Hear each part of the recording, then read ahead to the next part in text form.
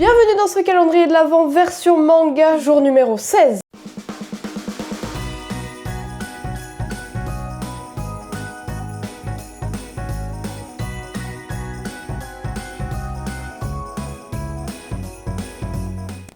Bien. Il en reste pas tant que ça. Franchement, je vous jure, plus les jours passent, plus j'ai pas envie que ça se termine. C'est un truc de fou. J'adore ce concept, c'est beaucoup trop bien. Pour le jour 16, il est juste devant moi. Il est littéralement juste là. Voilà, le petit tome 16. On a le petit tome 16, juste ici. Comme depuis 16 jours, je vous rappelle que je ne connais pas les mangas qui sont emballés pour ce calendrier de l'Avent, je ne les ai pas choisis. Vous commencez à connaître la chanson, mais je préfère le rappeler parce que vous êtes beaucoup à découvrir ma chaîne avec cette série de vidéos. Comme ça, au moins, peu importe la vidéo sur laquelle vous tombez, vous êtes au courant du concept. Je préfère le rappeler, c'est important, même si ça fait très redondant, c'est pas très grave. Et écoutez, on est parti directement avec la petite énigme du jour. Dans un royaume où les assassins sont légion, elle cherche à vivre paisiblement parmi ses pairs. Ok, alors, il y a deux séries qui me viennent en tête. La première, qui pourrait totalement correspondre, Le Palais des Assassins. Donc c'est une petite série chez Kiyun, un petit peu dans le même style que Les Carnets de l'Apothicaire, de nom en tout cas et de par rapport à la cover. Et justement la deuxième série, ce serait Les Carnets de l'Apothicaire, mais je vois pas d'assassin en tout cas dans la série. Donc ouais, je pense que je vais dire Le Palais des Assassins, mais ça se trouve c'est totalement autre chose, ce sera un truc genre Shiruran ou carrément autre chose, je sais pas. Mais le seul truc qui me vient en tête, ouais, c'est Le Palais des Assassins. Donc bah écoutez, on va ouvrir et on va voir directement ce que c'est. Allez, let's go! Ok, le tome il est ouvert, on est parti pour découvrir ce qui se cache à l'intérieur. Donc je rappelle que j'ai dit Le Palais des Assassins. Let's go! Ah, et je crois que c'est ça, je crois que c'est carrément ça, let's go!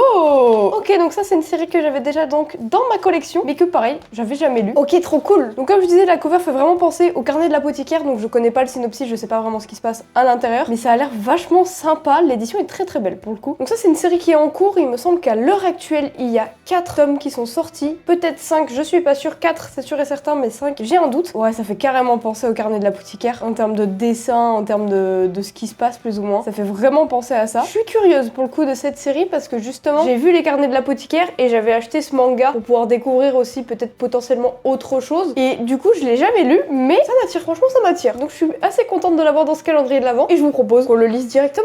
Allez, let's go! Plus facile d'assassiner ses ennemis que de se faire des amis. Karine vient d'entrer comme apprentie servante au quartier des femmes du palais impérial. Dans ce lieu à part, elle espère réaliser son vœu de toujours, se faire des amis. Fille du haut fonctionnaire le plus craint de l'Empire et considérée comme le bras armé de son conspirateur de père, elle a toute sa vie vécue isolée. Même si elle est experte dans l'art de l'assassinat, elle n'aspire qu'à une vie normale. Pourtant, les efforts qu'elle fournit pour se rapprocher de ses camarades sont vains, car la peur qu'elle inspire fait d'elle une paria. Un sort de tempête alors qu'elle est au bord du désespoir, un garçon s'approche pour lui offrir son parapluie avant de disparaître. Ce n'est autre que l'empereur lui-même. Ce geste d'amitié inattendu redonne courage à la jeune fille qui jure de prouver sa reconnaissance.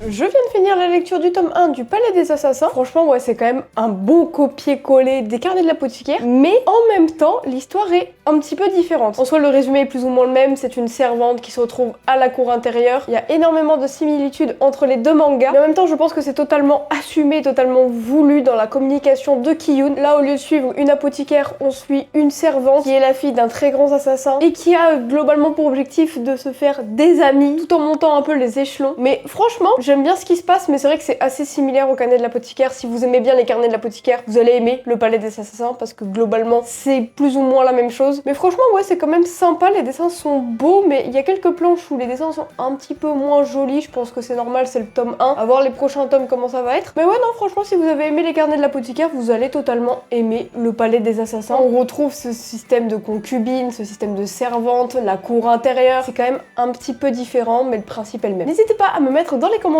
si vous avez lu Le Palais des Assassins ou même si vous avez lu les Carnets de l'Apothicaire, ça m'intéresse. N'hésitez pas à vous abonner si vous aimez le concept du calendrier de l'Avent. Moi, c'est toujours un plaisir de vous tourner ce petite vidéo. C'est la fin de cette petite vidéo. On se retrouve demain pour le jour 17. Ciao!